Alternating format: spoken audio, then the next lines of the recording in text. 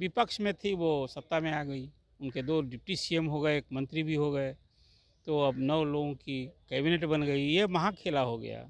अब जो खेला की बात हुई है ना, वो कहते हैं कि जब बैटल फील्ड में, युद्ध के मैदान में इसी तरह से युद्ध लड़ा जाता है।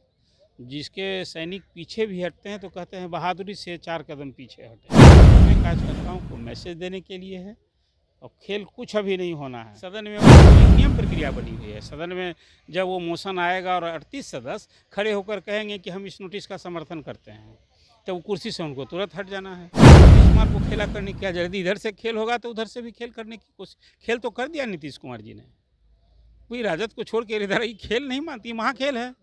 आप न्यूज फोनेशन देख रहे हैं, मैं हूं आपके साथ वंदना।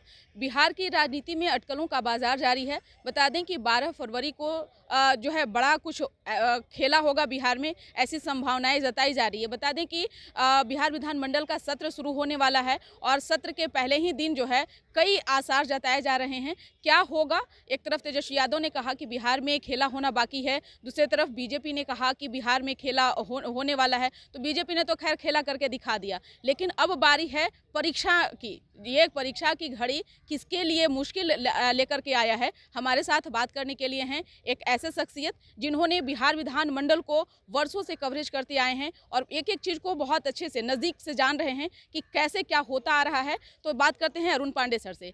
सर, क्या लग रहा है 12 फरवरी को लेकर के जो आपने अपनी भूमिका में सारी बात कह दी है, उसको फिर दोहराने की ज़रूरत नहीं है। बिहार में महाखेला हो गया, वो 28 जनवरी को हो गया कि नीतीश जी फिर आ गए इस पाले में।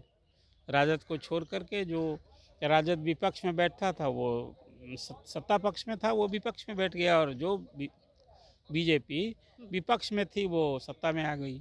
उनके 2 डिप्टी सीएम हो गए, एक मंत्री भी हो गए, तो अब 9 लोगों की कैबिनेट बन गई। ये महाखेला हो गया। अब जो खेला की बात हुई है ना, वो कहते हैं कि जब बैटल फील्ड में, युद्ध के मैदान में इसी तरह से युद्ध लड़ा जाता है। जिसके सैनिक पीछे भी हटते हैं तो कहते हैं बहादुरी से 4 कदम पीछे हटे हैं।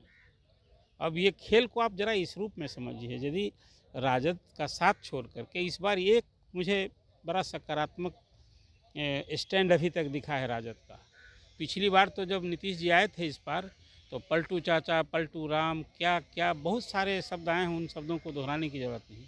इस बार बड़ा संयत एक राजनीतिक इस आपने देखा नहीं, जिस दिन ये पाला बदल की बात हुई उस दिन तेजस्वी ने फुल पेज विज्ञापन दिया, और 17 महीने में अपनी सरकार में रहते हुए क्या कुछ उपलब्धि हुई उसका श्रेय लेने की भरसक कोशिश की। नीतीश जी को यही टीस थी कि चीफ मिनिस्टर हम हैं, काम हम कर रहे हैं, सरकार में सीएम को ये श्रेय मिलना चाहिए, ये तेजस्वी ले रहे हैं। उन्होंने कह दिया कि शिक्षक की नियुक्ति हुई, और भी 4 लाख नियुक्ति हमारे कारण हुई। कह दिया कि जातीय गणना मेरे कारण हुई, सर्वाधिक रिजर्वेशन मेरे कारण हुई। और सरकार की जो उपलब्धि नीतीश गिनाते, तेजस्वी ने गिनाना शुरू किए। करना चाहिए। देखिए, इसको बुरी बात, अपने कार्यकर्ताओं को यदि राजद ये श्रेय देगा कि तेजस्वी को अवसर मिला 17 महीना, तो सत्ता में सहभागी तो थे ही, डिप्टी चीफ मिनिस्टर थे, तो वो श्रेय लेने की कोशिश की। तो ये बात तो हुई, लेकिन फिर वो कहते हैं कि जो खेला वाली बात है ना, वो सिर्फ अपने कार्यकर्ताओं को मैसेज देने के लिए है और खेल कुछ अभी नहीं होना है। बहुमत साबित होगा, सरकार अपना बहुमत दिखाएगी। अभी फ़िलहाल यही लगता है, जहाँ तक खेल का सवाल है कौन जाने। अब किसी की राजनीतिक प्रतिबद्धता तो है नहीं ना, टिकट मिलता है पैसे लेकर। चुनाव में भी अब जो खर्च होता है, जो इलेक्शन कमीशन ने चुनाव का खर्च तय कर रखा, सब जगह धज्जी मजाक उड़ता है। ये हम आप किसी से छिपा ही है। मतदाताओं का भी समर्थन बटोरने के लिए क्या क्या कुछ होता है। एक तरफ अध्यक्ष कह रहे हैं कि हम इस्तीफा नहीं देंगे, दूसरी तरफ टूट की खबरें भी चल रही है। कौन टूटेगा बिहार में? देखिए, पहले अध्यक्ष ने कहा इस्तीफा, तो क्या कहा उन्होंने कि जब हमारे खिलाफ अविश्वास प्रस्ताव पारित होगा तब भी नहीं छोड़ेंगे। अध्यक्ष ने जो कुछ स्पीकर ने, अवध बिहारी चौधरी ने कहा है, वो अभी तक संविधान और नियम संगत बातें की है। किसी के मांगने से इस्तीफा कोई अध्यक्ष क्यों देगा, जब तक उसके खिलाफ नियम प्रक्रिया तय है। सदन में उनके खिलाफ अविश्वास प्रस्ताव की नोटिस आ गई है। जिस दिन विचार होगा सदन में, उसको एक नियम प्रक्रिया बनी हुई है। सदन में जब वो मोशन आएगा और 38 सदस्य खड़े होकर कहेंगे कि हम इस नोटिस का समर्थन करते हैं, तो वो कुर्सी से उनको तुरंत हट जाना है। इसके बाद डिप्टी स्पीकर अपना दायित्व संभालेंगे और उस पर बहस होगी, वोटिंग होगी। तो स्पीकर ने जो कहा है, क्या कहा है कि हम एकदम कभी इस्तीफा नहीं देंगे, हम लोग उसको थोड़ा अलग देखिए, तथ्य को यदि आप हमसे पूछ रही हैं कि स्पीकर का स्टैंड कोई गलत नहीं। हाँ, एक बात परिपाटी रही है कि जो पार्टी, जिस पार्टी का स्पीकर हमेशा सत्ता पक्ष का होता है और जिस दल से बने तो वो विपक्ष में चला गया, तो किसके बूते रहेंगे? कोई भला सत्ता पक्ष जो है वो विपक्षी व्यक्ति को स्पीकर बनाता है तो लोग रिजाइन कर देते थे। अब वो अंततः स्पीकर तो संवैधानिक पद है, जब एक उस पद पर चला जाता है व्यक्ति तो दल से नहीं जुड़ा होता है, लेकिन दल का नेतृत्व, उसका मार्गदर्शन तो अंततः फिर उसी घर में जाना है, उसी के टिकट पर लड़ना है। तो वो कह दिया कि भाई खेला होगा, अभी रुकिए। एक सस्पेंस हो गया, सत्तारूढ़ दल में एक बेचैनी हो गई, बयान आने लगा। आपने देखा श्रवण कुमार ने कह दिया कि ठेकेदार लोग हमारे विधायक को फ़ोन कर रहे हैं, ये सब सारी बातें हो गई। कांग्रेस अपने विधायकों को लेकर हैदराबाद चली गई। किस में सच्चाई? तो वो जाने, देखिए सच्चाई वो जाने, वो कह रहे हैं उस पर हम न, मेरे पास कोई प्रूव एजेंसी है। अब वो कह रहे हैं हम लोगों ने परोस दिया। ऐसी बात यदि वो कह रहे हैं, ये सच पूछिए कि मैं मानता हूँ ये उनके अपनी कमजोरी बता रहे हैं। उनके कैसे विधायक हैं भाई? ठेकेदार के संपर्क वाले विधायक हैं क्या उनके दल में? कोई हमारे आपको ठेकेदार कहाँ फ़ोन करता है? ये सब बात जो है ना, ये सब राजनीति में कुछ कभी कहीं एक रखिए सीमा भी मर्यादा भी। हम क्या बोल रहे हैं?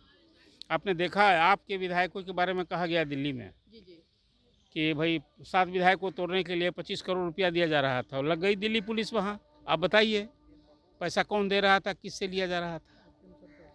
आपके अनुसार क्या हो सकता है सर बिहार में? बिहार में 12 फरवरी को सरकार विश्वास मत हासिल करेगी।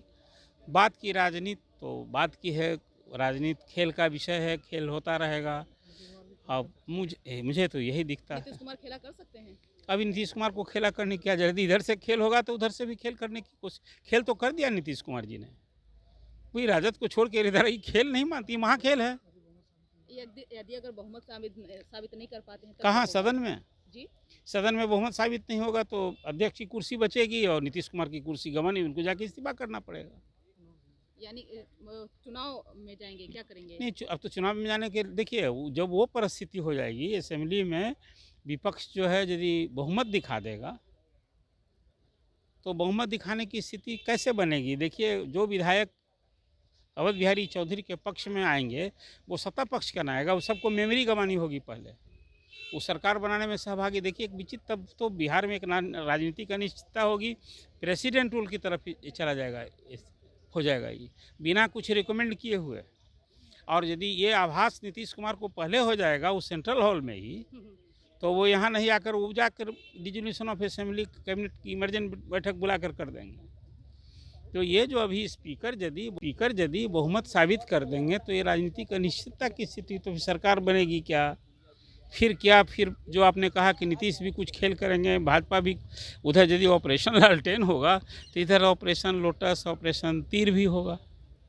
तो एक फिर वो प्रेसिडेंट रूल की तरफ ही जाने की बात हो जाएगी। ये सब कल्पना में, आप वंदना पूछ रही हैं, सब कल्पना वाली बात है। मैंने प्रारंभ में कहा मुझे फिलहाल 12 फरवरी को कोई खेल होता नहीं दिख रहा है, सरकार बहुमत साबित करेगी। और तेजस्वी ने जो बात की है अपने कार्यकर्ताओं को बूस्टअप करने के लिए, कि सत्ता से बाहर हो गए थे, तो अब एक बात फिर मैं कह रहा हूँ, अभी भी मीसा का आपने सुना, वो चाचा जी कह रहे हैं, अच्छा ख्याल रख रही हैं। ये देखिए राजनीति में भाषा की मर्यादा तो सबको रखनी चाहिए, हमको किसी के खिलाफ कोई अशिष्ट अपशब्द नहीं कहना चाहिए। ये यदि भाषा की मर्यादा, ये यदि यही राजनीति बिहार में चले तो बड़ा सुखद सब लोग महसूस करेंगे। एक सवाल आपसे हमारा है सर कि आप जोड़ तोड़ की राजनीति के बीच आप सब कुछ चीज़ों को एकदम नज़दीक से देखें, क्या लग रहा है कि जिस तरह से सम्राट चौधरी ने कल अपनी बातों को रखा कि एक बार फिर से पूर्ण बहुमत के साथ भारतीय जनता पार्टी की सरकार बनेगी और माथे पर जो पगड़ी बांध कर चल रहे हैं, ऐसे में क्या लग रहा है नीतीश कुमार अनकम्फर्टेबल नहीं महसूस कर रहे हैं? ऐसे बयान से तो नीतीश कुमार करेंगे कि नहीं, पूरी पार्टी अनकम्फर्टेबल में। लेकिन अब चारा क्या है? एक तो सम्राट चौधरी ने जो बात अपने कार्यकर्ताओं के लिए उत्साह बढ़ाने वाली बात की है, हर पार्टी में उसका ये होता है कि हम अकेले पावर में हैं। नीतीश जी अभी तक अकेले पावर में नहीं आए, लगातार चीफ मिनिस्टर रहे इस पहले, वो तो बीजेपी यदि को लोग नहीं चाहेंगे कि काश हमारी पार्टी अकेले बहुमत में आती, हम अकेले सरकार बनाते। राजद को भी ये है, ये लालू जी का जमाना था ना, अब बीजेपी को भी है। तो अपने कार्यकर्ताओं का मनोबल उत्साह बढ़ाने के लिए पार्टी के अध्यक्ष भी हैं, विधानमंडल दल के नेता हैं, डिप्टी चीफ मिनिस्टर हैं, उन्होंने बात की। असहज तो होगा ही, स्वाभाविक। फिर अब देखिए ये लोकसभा चुनाव के लिए दोस्ती हुई है, अभी आने वाले दिन में राजनीति में क्या कुछ करवट लेगा। फिर वो इसके बाद अभी तो आपको याद होगा जब नीतीश जी थे राजद के साथ तो कहे थे कि 2025 का चुनाव तेजस्वी के नेतृत्व में लड़ा जाएगा। ये पता तो अभी खुलना बाकी न है। लोकसभा के 2019 के चुनाव के पहले कह दिया था, बीजेपी कह दी थी कि भाई अगला जो विधानसभा का चुनाव होगा 2020 का वो नीतीश जी के नेतृत्व में लड़ेंगे। ऐसा वायदा भी है क्या अपने बीजेपी की ओर से? ही कभी बातों में बड़ी बात कह रहे हैं नहीं, तो जो बातें हैं वही बात न कही जाएगी। तो इसलिए आप समझिए अभी लोकसभा का चुनाव तो पहले दीजिए। सब लोग ये पूरा मजबूरी का जरूरी का ये मेल है भाजपा दोस्ती का। लोकसभा चुनाव में 40 सीट जीतने वाले गठबंधन को अभी फिर जीतना है, 400 से पार होना है, तीसरी बार मोदी सरकार है। तो यही बिहार में 40 सीट जीतना बड़ी चुनौती है, 400 सीट पार करना भी चुनौती है। इसको इसे बहुत बहुत शुक्रिया सर बात करने के लिए। तो आपने सुना कि क्या कुछ कहना था बिहार के वरिष्ठ पत्रकार अरुण पांडे का। आप क्या सोचते हैं, अपना ओपिनियन जरूर कमेंट बॉक्स में दीजिएगा। धन्यवाद।